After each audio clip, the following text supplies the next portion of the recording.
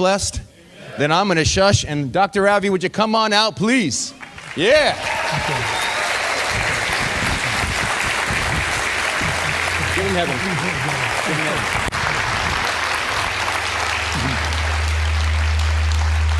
heaven. Now you're going to have to listen to this carefully. It's a nice, funny story. It's the story of a young would-be ordinand who was going to be interviewed by the bishop to see if he would qualify for the ministry. So the bishop looked at him and said this. He said, "Well, Sam, will you tell me the parable of the Good Samaritan?" "Yes, sir, I will, sir. Once there was this man traveling from Jerusalem to Jericho, and he fell among the thorns, and the thorns sprung up and choked him. And as he went on, he didn't have any money, and so he met the Queen of Sheba, and she gave him 1,000 talents of gold and 100 changes of raiment. And he got into a chariot and drove furiously, and when he was driving under that big juniper tree, his hair got caught on the limb of that tree, and he hung there many days and many nights, and the ravens brought him food to eat and water to drink. And he ate 5,000 loaves of bread and 2 fishes. One night when he was hanging there asleep, his wife Delilah come along and cut off his hair. And he dropped and fell on stony ground, but he got up and went on, and it began to rain, and it rained 40 days and 40 nights. And he hid himself in a cave and lived on locusts and wild honey. Then he went on till he met a servant who said, "Come take supper at my house." And he made excuse and said, "No, I won't. I've married a wife and I can't go." And the servant went out in the highways and in the hedges and compelled him to come in. After supper, he went on and come on down to Jericho. And when he got there, he looked up and saw that old Queen Jezebel sitting way up high in a window. And she laughed at him, and he said, "Throw her down out there." And they threw her down. And he said, "Throw her down again." And they threw her down 70 times 7. And of the fragments that remained, they picked up 12 baskets full, beside women and children. And they said, "Blessed are the peacemakers," P-I-E-C-E. Now, whose wife do you think she will be on that judgment day? You know what? You really have to know the scriptures to get the gist of that story. But it is one messed up story. It's a story that's taken from bits and fragments of here and there and everywhere to make a marvelous story, but it is not the real story. It's a story made up by some guy trying to get an ordination, having missed the scriptures completely. I will suggest to you that maybe 5 or 10 years from now, if I read that in an average congregation, many might not even get it, because you have to know the real story in order to get the perversion of it. And the biblical narrative is very clear in the stories that it tells. The story I want to tell you today is a story that was witnessed to no human eye. It was only witnessed by Jesus himself, where he was in this parenthetical period between his baptism and the descent of the Spirit, till he was commissioned on and moved into ministry. So we call it the temptation of Christ. The word temptation may not be the best one to use here. In the Greek, they actually have 2 different words for temptation. It might even be better to use the word that they often translate the testing of Christ, because just before he goes into the ministry, the devil, of course, comes into your life and mine with the hope to have us fall. But when the Lord takes us into a situation such as that, the real hope is that we would stand as he gives us the strength to resist and not to yield to what it is that the enemy of our souls is putting our way. Some years ago, I was stepping into an elevator in a hotel, and I had my Bible in my arm. Several businessmen got into the elevator, and one of them must have seen the Bible in my hand, and he said to me, "Are you a preacher?" I said, "Yes." He said, "Where are you going?" I said, "I'm going to go and speak at a nearby auditorium." He said, "What are you speaking on?" I said, "The problem of pleasure." He said, "I didn't know that was a problem." I said, "That tells you how deep a problem it is." No one has ever told me that temptation isn't a problem. Everyone knows that. We're all tempted. We all come to those crossroad moments. And here is that extraordinary narrative It is told to us in Luke and Matthew. They both tell us that story in chapter 4, Matthew chapter 4 or Luke chapter 4. And somehow I feel the tail end of this message actually connects to the Gospel of John, the 4th chapter of John. So there are 3 4s, if you can remember. I'm going to read to you from Matthew, refer at the closing moments of this message to the Gospel of John and what it is that I think that has to say to us in this particular narrative. So if you've got your Bibles, Matthew chapter 4, reading from verse 1. Then Jesus was led by the Spirit into the desert to be tempted by the devil. After fasting 40 days and 40 nights, he was hungry.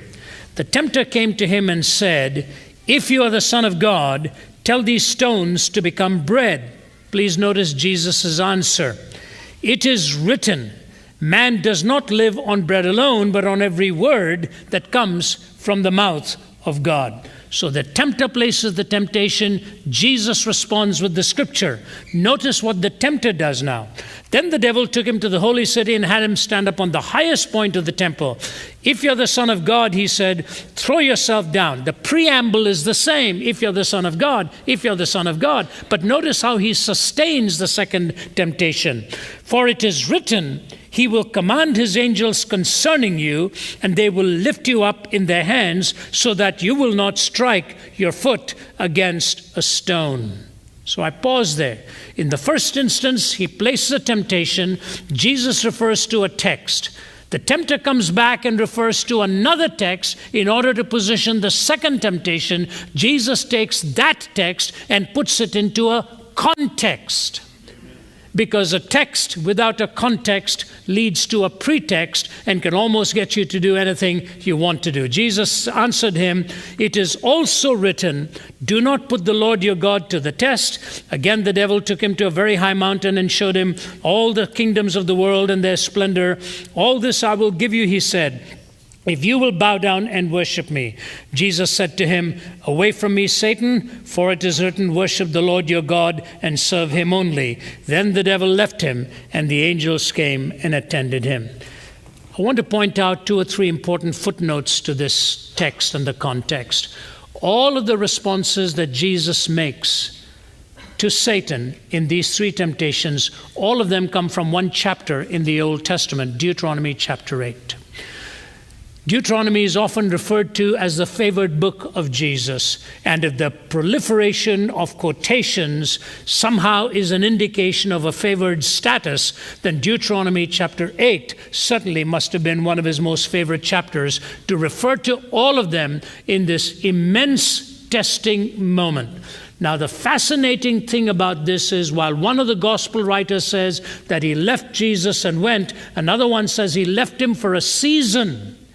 This was not the last encounter they were going to have. He is going to come back again at a very critical moment in Jesus' ministry to try one more time to come in the way of God's answer to your predicament and mine in providing the way of redemption and giving us the answer of the cross. But I take this temptation saga very seriously, because you've experienced it either in one form or in all of the forms. The first temptation comes to the intellect. If Jesus had responded to the temptation of the intellect, it would have yielded to the philosophy of materialism. Materialism actually dictates that all that ultimately matters is matter. All that is essentially real in this world is matter and nothing more. Marxism is a materialistic theory. Naturalism, the scientific naturalists who want to do away with the spirit, end up ultimately with a materialistic universe. Only that which is tested and verified in a lab becomes that which is to be believed. The spiritual is marginalized and put away completely. But notice the temptation to the intellect. The temptation assumes this, that if Jesus would perform his magic trick for the individual, take these stones and turn it into bread, they will no longer be hungry. You will be the provider. Number one, they will be full, but more importantly, they will see that you can do anything you want to do. And when you do that, we will follow, they will all follow you. You will not lack for followers whatsoever. I don't believe that is true by any stretch of imagination. All you need to go is to the passages in the Old Testament through the wandering in the wilderness. In fact, in Deuteronomy chapter 8, they are reminded of this very thing, how time and again, in their most dire circumstances and their greatest need, God came through and provided for them. And yet when the crunch came after they came into the promised land, they jettisoned all that belief. Abraham Lincoln, in a very powerful talk on the proclamation of humiliation, warned America that the day could come where American people actually believed that all that had been accomplished by their own intellect, and they did not have to bow in gratitude to a living God who'd made it possible for all of them. The intellectual struggle is huge. Bertrand Russell was once asked why he didn't believe in God, and he said, "I just do not see enough evidence." Only a week ago at Princeton, a young 21-year-old man, eyeball to eyeball with me after we'd gone toe-to-toe in the open forum. When I asked him, I said, "What do you have against Jesus?" He said, "There's just not enough evidence." And I said to him, all you're doing is quoting Bertrand Russell. I'm asking you, do you really believe there's not enough evidence? And then we can go back and forth on this. The person who said to Bertrand Russell, "Why don't you believe?" And he said, "Because there's not enough evidence." The person said, "Do you think you're talking about the absence of evidence for you or the suppression of evidence by you?" I had a professor at graduate school who had 3 earned doctorates, had quite a weird sense of humor. He would come up with all kinds of stories every now and then, which was helpful because the stories we understood. Much else of what he said we often didn't understand. But in this story, he talks about this man who woke up one morning and looked at his wife and said, "I think I'm dead." And the wife said, "What do you mean you're dead? You're talking to me." He said, No, I really think I'm dead." And this, after a few weeks of this kind of stuff, you've really got to pass it on to the medical people, the men in the white coats, as it were. So she took him over to see some doctors, and there were psychiatrists, and they were trying to establish for him that he was actually deluding himself with this. He was very much alive, but he wouldn't buy it.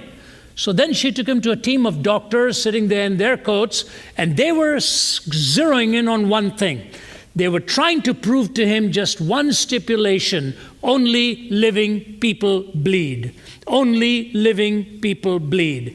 Overhead charts, projectors, data, information, all this stuff to make him accept that only living people bleed. Finally, he looked at them and he said, all right, I guess there's enough evidence. Only living people bleed. As soon as he said that, one of the doctors put his hand into his pocket, took out that pin, plunged it into this man's veins. The blood came spurting out. He looked at it and said, "Great Scott, I guess dead people bleed too."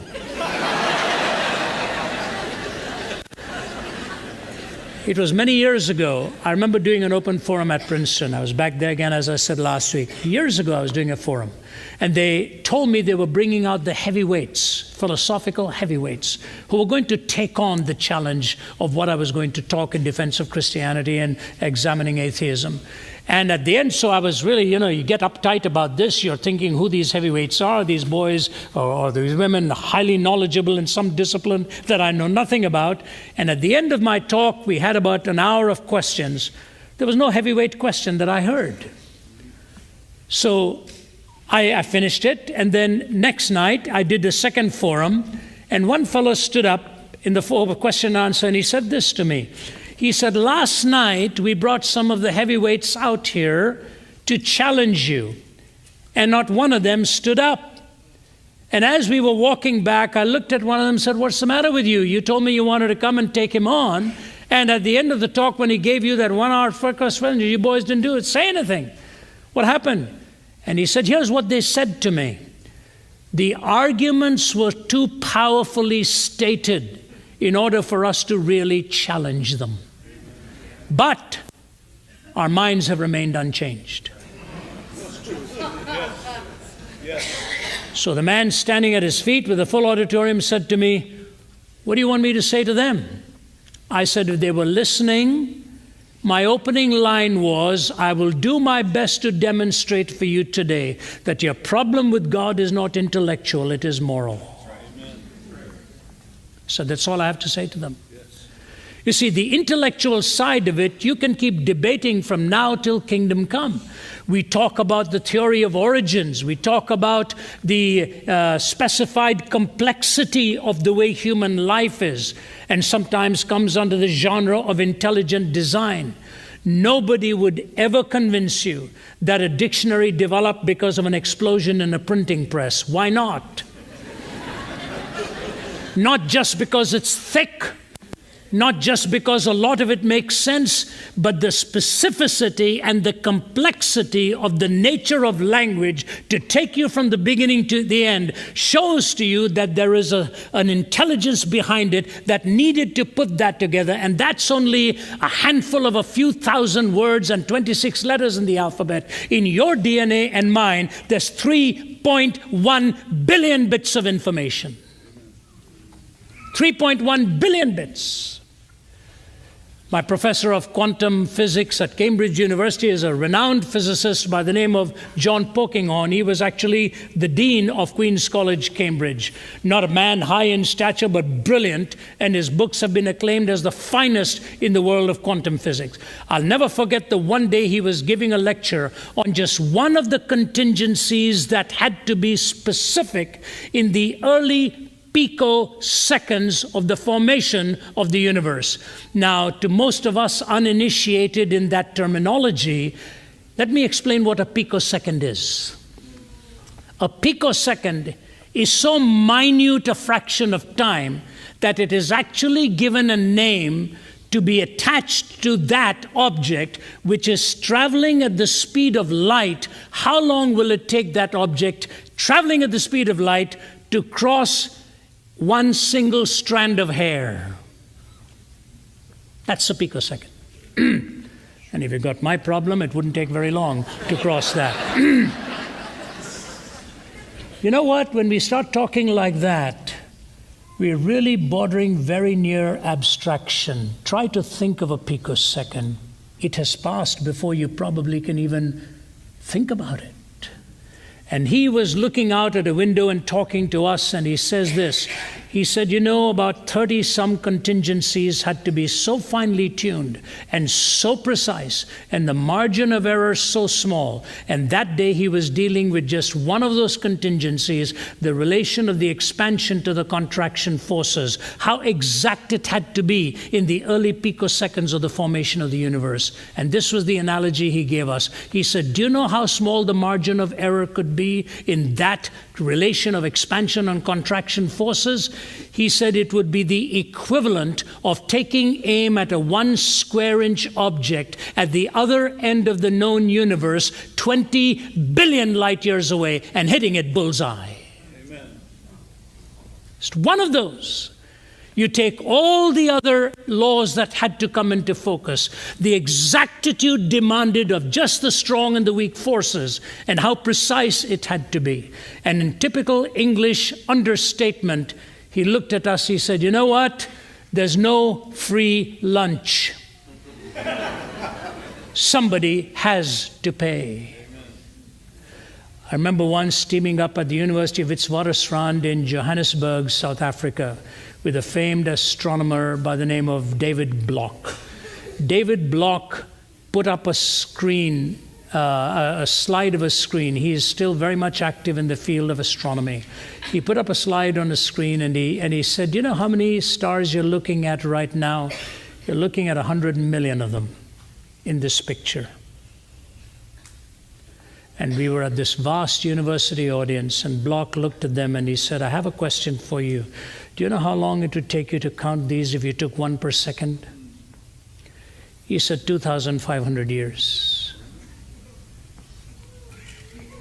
See the immensity, the vastness, and the specificity. It is so finely tuned that, let me just quote two great skeptical scientists for you. One is Sir Frederick Hoyle, who was an astronomer at Cambridge, and his colleague was Chandra Wickramasinghe, who was at Cardiff. Wickramasinghe is from Sri Lanka, and Hoyle from Great Britain. And these two men did their studies on trying to establish the possibility of the world happening by accident. Neither of them is a Christian. And here's what Hoyle and Wickramasinghe Singer came out with, when they were looking at the biochemical makeup of the body. They're not looking at anything else right now, just the biochemistry of the body and the enzymatic makeup. Here's what they concluded mathematically: the possibility of it happening was 1 in 10 to the power of 40,000. That means 1 in 1 followed by 40,000 zeros. So you know what Frederick Hoyle said? It is mathematically impossible, considering the number of atoms in this universe, for this to actually happen randomly. So my conclusion is this, says Sir Frederick Hoyle, that spores from another planet were somehow brought into this one. I'm not kidding you. I'm not making this up. And they tell the Christian he or she lives by faith. And you know what? He's not the only one. The panspermia theory was actually spawned by a, pardon the pun, spawned by a European, I think a Swedish or a Polish physicist. And the other one who subscribed to it is Sir Francis Crick. Crick is one of the brightest minds ever. He was given the Nobel Prize for cracking the code of the DNA. And he said this: the formation of this world is almost a miracle. And so I yield to the panspermia theory that it could not have come from nothing, and non-consciousness could not have produced consciousness. And he took of all the impossibilities and said some spaceship or something brought spores from another world to seed the earth. You're telling me their problem is intellectual? Take a look at the practical side of it. We're living in one of the wealthiest countries in the world. Now, I have no doubt there are spots in your part of this beautiful part of the world as there are where we live. So there's poverty, there's deprivation, there's lack. We know that. It doesn't take long to drive around and see that. But the country from which I come, India, has more deprivation and more need than you can think of. It's a nation of over 1 billion and a lot of deprivation out there. If you've seen the movie Slumdog Millionaire, you'll see some of the tragic underbelly of that side of the reality.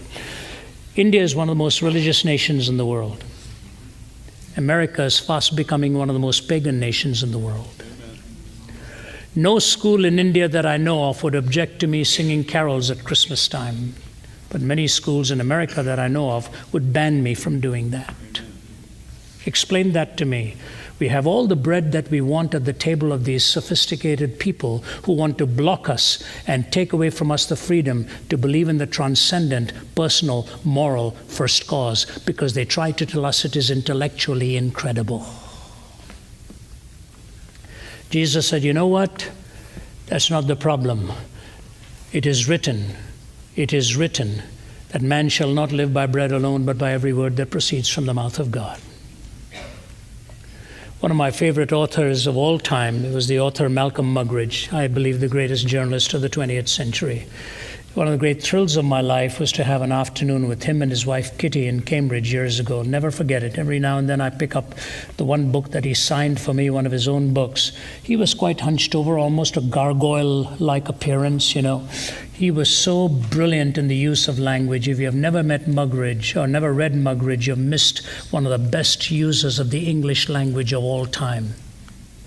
And Muggeridge used to teach journalism in his younger days in India. He was a freewheeling liver, lived in the ways without any moral boundaries. By his own admission, he wrote a 2-volume autobiography of his journey to Christ, and one of them is called The Green Stick, The Chronicle of Wasted Years. That was volume 1. The second volume was called The Infernal Grove, and ultimately he wrote Jesus Rediscovered. But in this first volume, The Green Stick, Chronicles of Wasted Time, he tells the story of how he stepped out of his quarters one morning in India, in the south of India, and he went to the river to have his bath. And as he was soaking up the water, he saw in a distance the silhouetted figure of a woman who was herself getting into the waters to have her bath. Muggeridge, knowing no boundaries, decided he was going to try and see if he could seduce that woman. Here at dawn, he's swimming towards her, and in his own words, he said, "Deep inside my heart, I knew what I was doing was wrong, and the voice inside me saying, don't, don't, don't. But I swam harder to get closer to her." And of course, one can imagine the woman watching this happen, a village woman there, and not only seeing somebody coming towards her, but as he emerged from the water, she's a foreigner standing up, staring at her eyeball to eyeball. And Malcolm Muggeridge says, as I emerged from the water and shook the water off, I was looking into the eyes of a woman who was a leper. He says, as she put her hands up to protect herself, those extremities were all worn out, the nose worn out, the eyes and all of that. He said, and as I stared at her, I didn't know how to react except to mutter to myself, what a lecherous woman. And he said, and then it dawned on me, it was not the woman that was lecherous, it was my heart that was lecherous. And he began his own pursuit to find Christ, which he did later on in his life. And that was what all our conversation was about. You see, the greatest discovery in any human heart is to understand how God sees it. In fact, I told you Matthew 4 harks back to Deuteronomy 8. And in Deuteronomy 8, here's what we are told. I took you through this wandering in the wilderness. It ought not to have taken them more than 6 weeks, but it took them 40 years, he said, so that you would know what was in your heart. Amen. He wanted them to see how hostile you and I are, the lust of the flesh, the lust of the eyes, the pride of life. Even if you were to take the first two away, the pride and conceit factor, which is the ultimate resistor to the grace of God, is something that stalks all of us. We really want to do it our way. The intellectual appeal came to Jesus, and Jesus has begun. It is written, man shall not live by bread alone, but by every word that proceeds from the mouth of God. C.S. Lewis put it in these words so brilliantly and so cogently. He said this, you do not have a soul. You are a soul. You have a body. Amen. You do not have a soul. You are a soul. You have a body. And if you are a soul, then the greatest need you really have is for God's word, which is true, to help you to understand what life is really all about and what brings ultimate purpose. Jesus gets to that in the third temptation. The second temptation comes to the will. The will is what? It is utilitarian. To make this, the number one would have yielded to materialism. Had he yielded to the second temptation, it would be utilitarianism. Now, I have to pause for a moment, because if you're a student of philosophy, you might want to take issue with that, because in a classical sense, utilitarianism is actually of the philosophers Bentham and Mill, where you have to weigh out in decisions societally what is the maximum number of good for the maximum number of people. That's the way utilitarianism philosophically designs itself. I'm using it more in a popular sense here of utilizing God, using him for your own purpose. Sort of utilizing spirituality, becoming religious because at that moment it will serve your purpose. Sort of like a slot machine, putting in the right coin or stating the right mantra.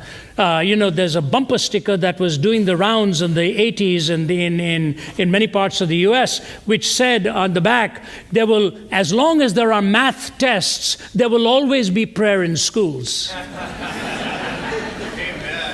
It's true. You can't ban a student from praying when he's looking at a question paper in an exam and he knows he's going to flunk it. You better believe he's going to call out to God. In fact, I don't know how many of you know the name of Richard Dawkins. Do you know the name of Richard Dawkins, that very noted atheist, belligerent atheist? I want to tell you something fascinating that happened, and this is a true story. It happened a few months ago. He was on a radio program on the BBC, live. And he was dialoguing with one of the ministers of St. Paul's Cathedral. And he was, as usual, Dawkins just very belligerent and hostile and verbose and all that he does to criticize believers. And he said, Christians are basically very unintelligent people. He said, if you want to ask an average Christian even to name the Gospels, they won't know it. They don't know it. And so the vicar just kept listening, and he said, Richard, you're a very erudite scientist. And Richard's just nodding, He said, your favorite book is The Origin of Species, right, by Darwin? He said, right. He said, Richard, can you name the full title of the book? This happened live. And Dawkins said, oh, yeah, I know, it's a much longer title than The Origin of Species. So the vicar said, go ahead, name it for me. I'm quoting this to you now, please forgive me. This is the way it went. Richard Dawkins says, The Origin of Species, oh my God.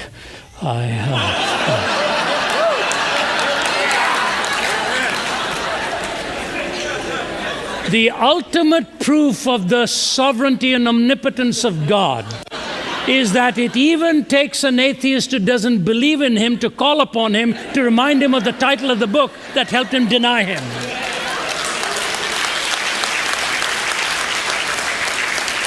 And the next morning's newspaper said, and I quote, it's been a bad week for atheists. Amen. You see, the using of God, we use it either profanely or we actually use it in a very pragmatic sense. God, please help me with this exam today. God, please provide for this. God, please provide for that. I want to tell you something. If you got a miracle today for something that you had been longing for and you got it, and you say, thank you, Lord. You walk out of here tomorrow and another tragedy strikes, you will want another miracle again, as will I. And what you end up doing is what Alexander Pope says, we've snatched from his hand the balance and the rod, we've rejudged his justice and become the God of God. We've snatched from his hand the balance and the rod, we've rejudged his justice and become the God of God. I told the audience in the earlier service, without going into details, I won't go into details again. I injured my back in the mid-'80s and suffered with a lot. 3 herniated discs, L3-4, L4-5, and then L2-3.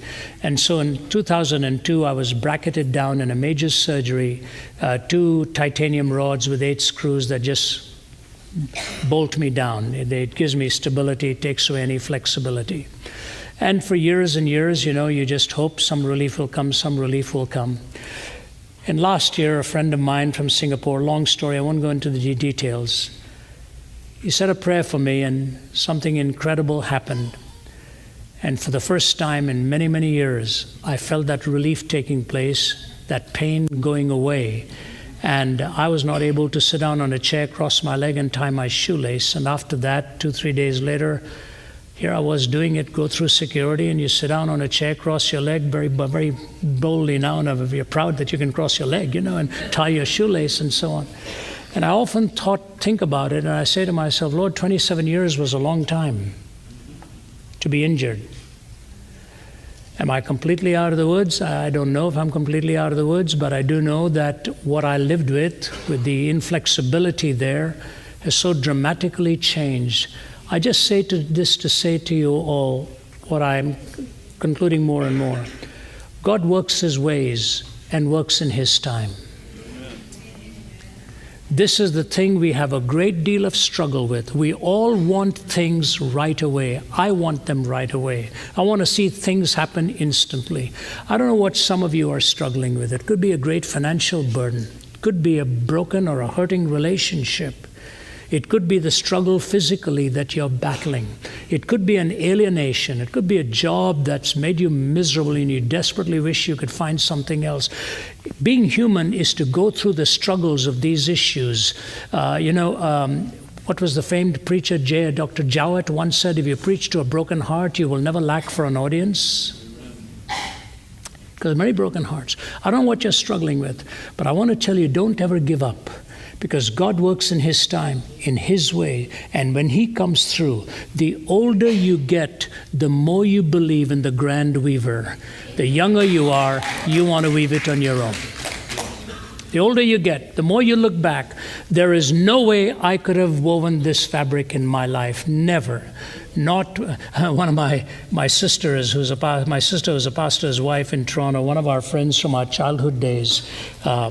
People used to play cricket, used to play marbles, grew up together and so on. I was the loser of the bunch. I'm not kidding you. I was the loser. The day the examination results came, I would run away and hide because all the other ones were right at the top. I had to keep searching through the newspapers till I found my number. And this fellow, who's now a very highly placed man in Washington, he's from India. He was visiting my sister, and my sister is telling me this. He sat across the table and said, "Whatever happened to Ravi? How did all this turn out?" I said, "Thanks a lot." She said, "We all burst out laughing." He said, "Of all the group out there, I never thought anything would come of his life."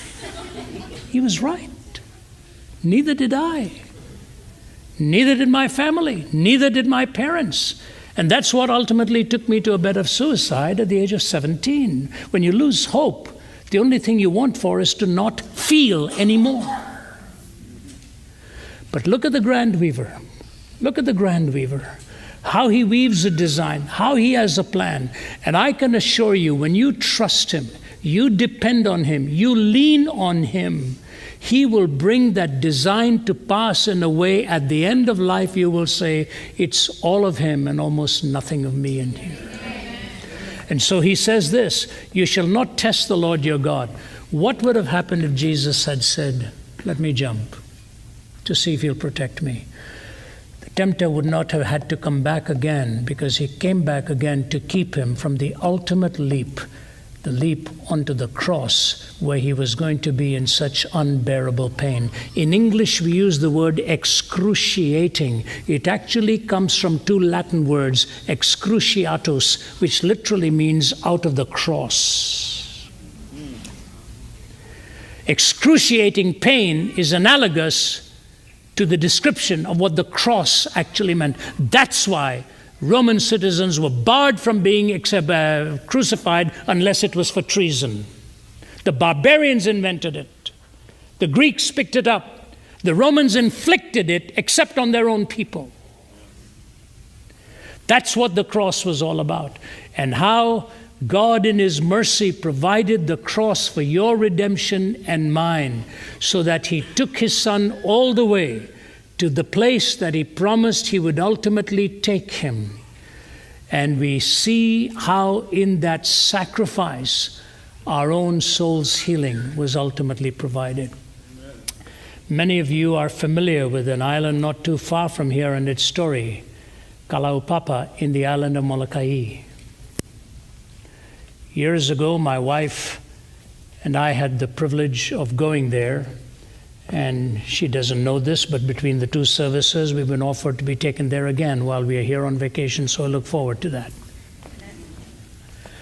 But when you go to Molokai, one of the most beautiful spots in the world's tallest sea cliffs, I think 12,000 feet or something like that, if I'm not mistaken. I don't remember exactly. 8,000, 12,000. It's beautiful. And what happened there was all of the victims of leprosy were put away there. And you know, there's a book written by a young woman there called Olivia, now then in her older years. If you see the early pages and see her photograph, a beautiful young woman, as the pages go, you see what leprosy had done to her. And in one of those pages, she writes a letter to the actor Alan Alda. She said, my one pleasure in the evening is watching your program MASH. She said, I laugh, I enjoy it. She said, but Mr. Alda, something terrible happened in your show today that hurt me deeply. You walked into a dirty, filthy room and you made the comment, what do you think, this is a leper colony? She said, Mr. Alda, I have leprosy. I am not a leper. I'm a person who has leprosy. Amen. The man who went there was Joseph Damien from Belgium. And he touched them, built a chapel for them, preached to them every day, until one day he poured a boiling kettle of water that fell on his bare foot, and he realized he didn't feel it. And it dawned on him he'd contracted leprosy. You know, while we were walking around, the gentleman showing us, I saw Damien's grave. I said, is Damien buried here? He said, no. I said, then why is the marker here? He said, they wanted to bury him here, but the Belgian people said, he's one of our heroes, we want him back. And so the people finally negotiated. Some books say the arm, others say just the hand, that the hand was taken and buried there because the people wanted to keep the hand that touched them.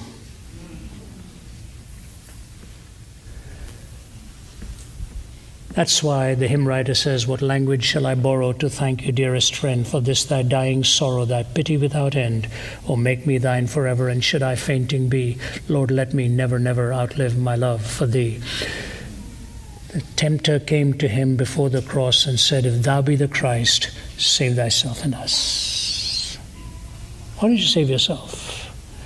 No, you do not use God. Sometimes in and midst and through suffering and pain, God brings you to the place that He has prepared for you and chosen for you. Never a happy feeling, but it's a reality, and the cross reflects it more than anything else. Actually, Muggeridge said it is because of that the cross drew him to Christ, because he said, all the pleasures in the world never brought me the ultimate fulfillment as when I submitted my life to Jesus Christ and surrendered my ego and my will, and it was through the cross.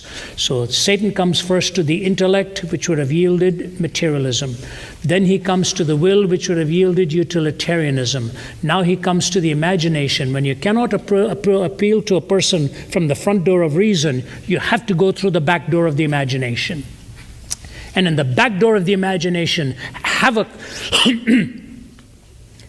can be wreaked.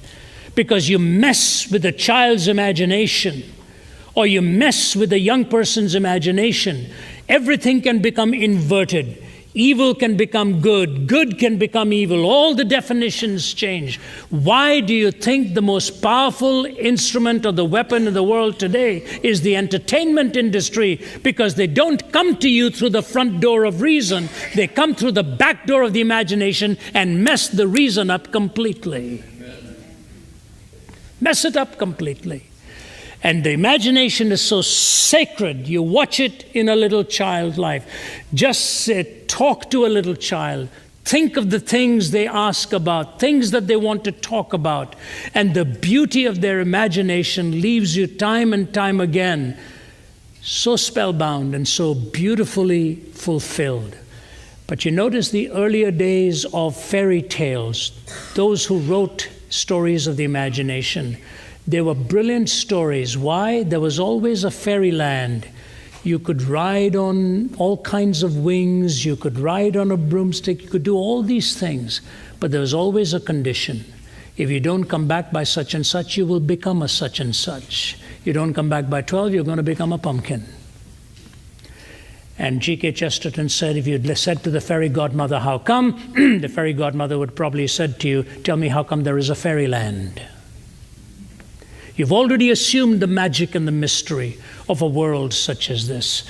And when you assume and when you take the mystery of a world such as this, you have to have conditions. You have to have parameters. You have to have boundaries. The happiest person is not the one who lives with the freedom of illicit sexuality. That person is the most enslaved. Truly. In fact, the loneliest moment is when you have just experienced that which you thought would deliver the ultimate, and it has let you down. It lets you down. I give you the classic example of Oscar Wilde. Oscar Wilde wrote the book, The Picture of Dorian Gray. It is almost, I think, autobiographical. Oscar Wilde lived with immense pleasure. Unbridled pleasure. The dandyism movement spawned by him, all of the colors which he had with flair and so on, he was brazen about his indulgence. Almost reflected again by the French philosopher of recent times, Michel Foucault, who ended up dying of AIDS because he's the one who coined the phrase, live without boundaries. When Wilde is dying, he asks for a priest. Tell me why. Oscar Wilde asks for a verse to be put on his gravestone, which I have seen. He selected a verse from the book of Job, a book known for suffering. Some time ago, my colleague Matt, who travels with me, and I were in Australia. And there was I say this very truthfully, a handsome young man, well-built, solidly built, nice-looking guy. He had written to my assistant, Julie, who's here, I think, in the audience now, and said, can I see Ravi? Because his messages and all of that really rescued me from a horrendous life. And he told his story in that letter. So I agreed to see him. And here walks in this good-looking guy, and I'm sitting down in this the lounge of the hotel, and I said, "How are you doing?" And his opening answer to me was, "Lucky to be alive." I said, "Wow." I said, "I don't often hear that." He said, "Well, you know my story, don't you?" And the wheels started to turn, and I tried to remember all that he'd said. He worked, in his own words, as a male prostitute in Hollywood. He said, "I could give you a list of my clients and tell you all that I did." He said, "Ravi, I'd be out every night with the best of them." He said, I knew no boundaries. I'd go in either direction. Whoever wanted my services for the night, I went. He said, "I finally contracted AIDS." And he is now sitting there across the table telling me, "I'm just lucky to be alive." I said, "How do you feel when you were going through all of this?" He said, "Come back at 3 or 4 a.m. and I'd lie down in bed and I'd weep and say, what's happened to my mind? What am I doing to myself?" He said, "I had all the money I wanted. I was on the top 10 list as a model being paged by all of this." In an incredible story, he turns his life over to Jesus Christ. Dramatically transformed. A beautiful young Australian gal who was a pediatrician fell in love with him. They're married, they're building their home and their family together in Perth, Australia now. And as he shares his testimony, he tells the story. The whole path to pleasure was nothing short of a self-destructive lifestyle. Amen. Yes, you can have pleasure, but the pleasure that God intends for you is the pleasure within the sacred. It's a pleasure within the sacred that is inviolable. When you enjoy pleasure within the sacred, it is a perpetual novelty. When you desacralize pleasure, you end up with total emptiness. Hence the Foucaults, the Sartres, the Oscar Wildes, and so on. The life that never fulfilled. So what is it that Jesus ultimately says to him? As this whole thing comes to naught, what actually happens is the third temptation comes for the philosophy of hedonism. I'll give you all of the pleasures of this world if you will just bow down and worship me. And Jesus' answer is so simple, so simple. He takes 2 words, proskuneo and latreia in Greek. Proskuneo we transliterate to prostration. Latreia, we get the word for service. There are 4 words in the Greek for worship. Proskuneo, latreia, liturgia, from which we get liturgy, and homologia, meaning the same word, the amen side of life. He takes the first 2 most often used ones. He said, "You shall prostrate yourself before the Lord your God alone, and him only shall you serve." Your hands and your head. You come with reverence and you come with service. The same words that Joshua uses to worship the Lord your God, and him only shall we serve. I tell you today, this temptation story leads to the purpose of what life is all about. Life is ultimately a relationship with God, and you either find it or you walk away from it, and you will never find meaning and purpose outside of it. Or you may have punctuated meanings, you will never have ultimate meaning. I want to close with a couple of applications here. The first is this. What does worship really mean? How do we come to terms with it? I like to give a very simple statement about it. It is the sense and the service of God. And it is coextensive with life. You don't just come here to worship. Your life itself is an expression of worship. But Archbishop William Temple had one of the most profound definitions, and I like it because it gets every angle well. He says this: worship is the submission of all of our nature to God. It's the quickening of conscience by his holiness, nourishment of mind by his truth, purifying of imagination by his beauty, opening of the heart to his love, and submission of will to his purpose. All this gathered up in adoration is the greatest expression of which you are capable. Do you notice how he pulls everything together? Emotions, will, imagination, heart, conscience, all of that. He is answering the ultimate question the Greeks raised. How do you find unity in diversity? We make the mistake of thinking we have to find it on the outside. We must, but we will never find it on the outside until we first found it on the inside. That's what worship does. And then I close. One of my favorite authors in the early days of my undergraduate studies was a man by the name of Arthur Leonard Griffith, who was one time minister at City Temple in London, then came to Toronto and pastored there at the famed St. Paul's Cathedral.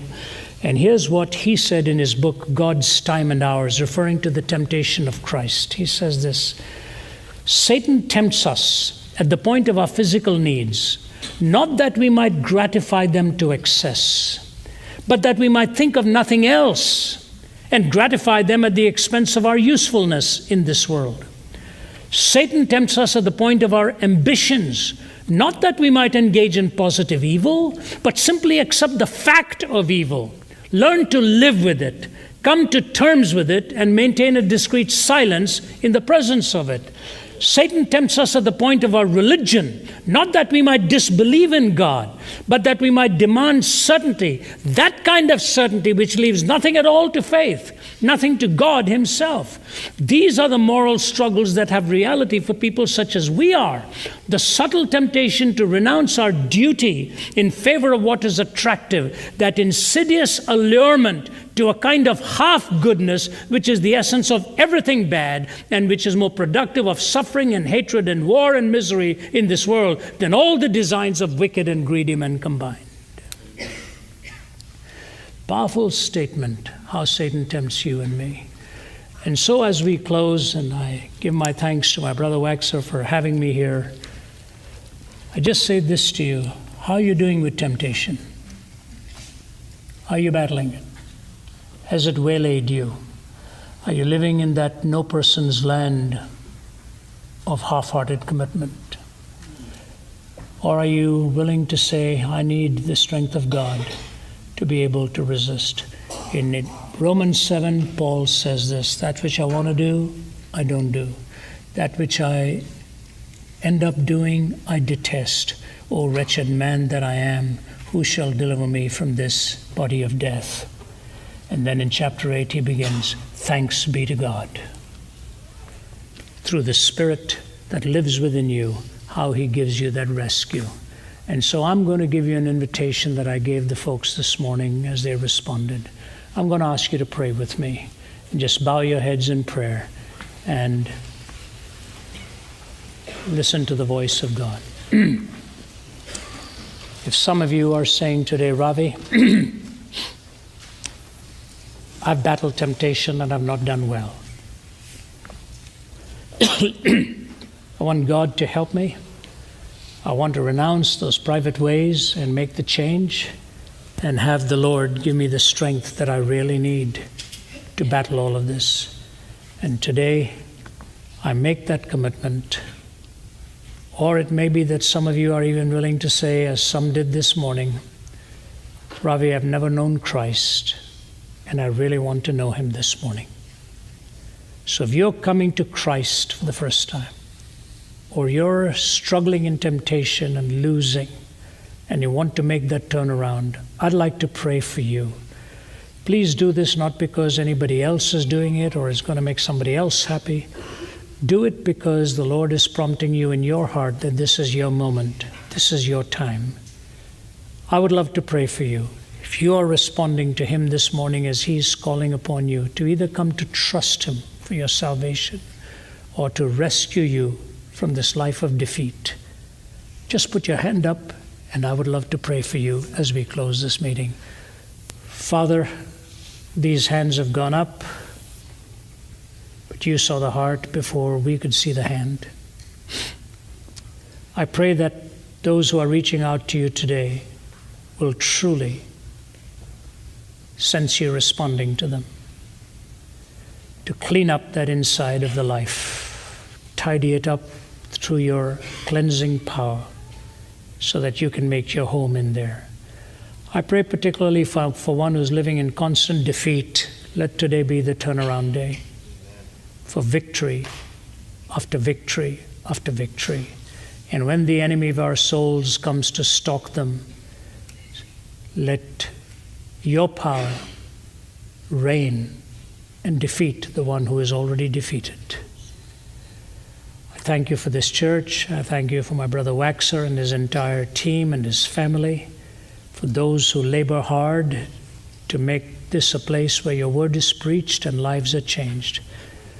Be with him even as in the times where he needs you most, to make him an instrument powerfully used and multiply that in this setting.